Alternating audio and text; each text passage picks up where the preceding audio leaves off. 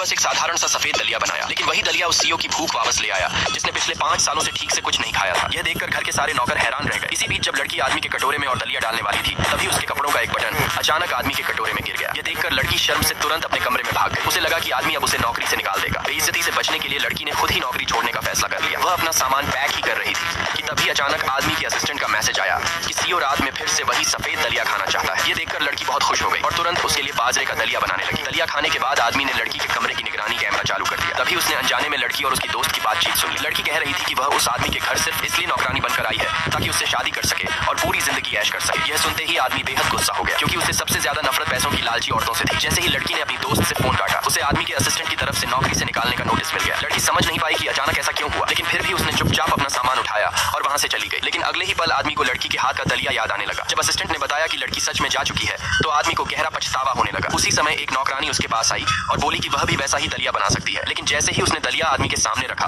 उसका खाने का मन पूरी तरह खत्म हो गया। अब आदमी ने फैसला किया कि वह लड़की को वापस लेकर आएगा। उधर लड़की अपना सामान घसीटते हुए घर लौट रही थी, क्योंकि आदमी का बंगला बहुत सुनसान इलाके में था, इसलिए उसे कोई टैक्सी नहीं मिल रही थी। तभी अचानक एक गुंडा उसका रास्ता रोककर उसे जबरदस्ती कार में बैठाने लगा। जब लड़की पूरी तरह डर और बेबसी में थी, तभी अचानक वह आदमी वहां पहुंच गया। लड़की बिना सोचे तुरंत उसकी तरफ भागी और आदमी ने उसे अपनी बाहों में भर लिया। फिर उसने जोरदार लात मारकर गुंडे को जमीन पर गिरा दिया। अब सवाल यह था कि क्या लड़की दोबारा उस आदमी के साथ रहने वापस जाएगी।